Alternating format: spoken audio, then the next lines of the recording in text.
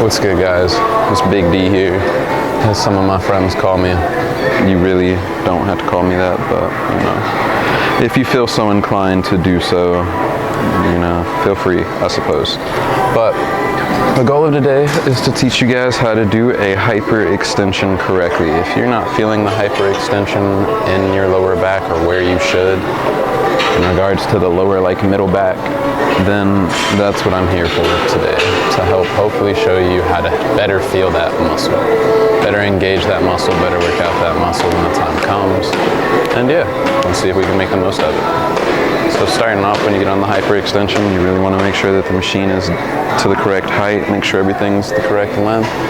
Make sure that like when you're on it that you feel as though your feet are firmly planted, your legs are firmly placed onto the pads. Make sure that you just feel stable and comfortable, as though you're in the right position. The next step you want to do is go ahead, start to squeeze your glutes, squeeze your lower back as well as your core.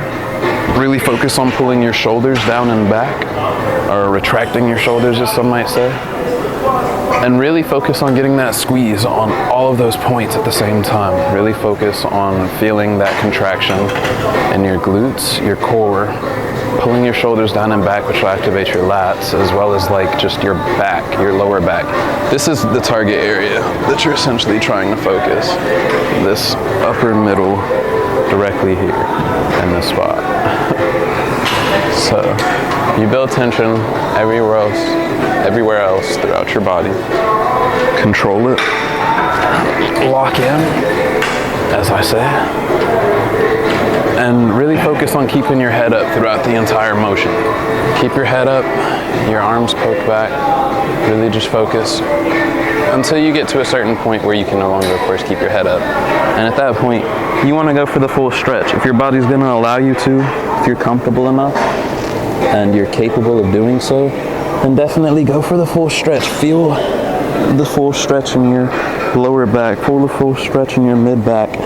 Really get it to the point where you're like stretching the muscle and also still feeling it correctly in regards to squeezing your glutes, squeezing your lower back, squeezing your upper back, squeezing your core, tightening everything, pulling your arms back, really making sure that you feel the squeeze in the middle part of your back. That is the biggest thing, is just focusing on that squeeze.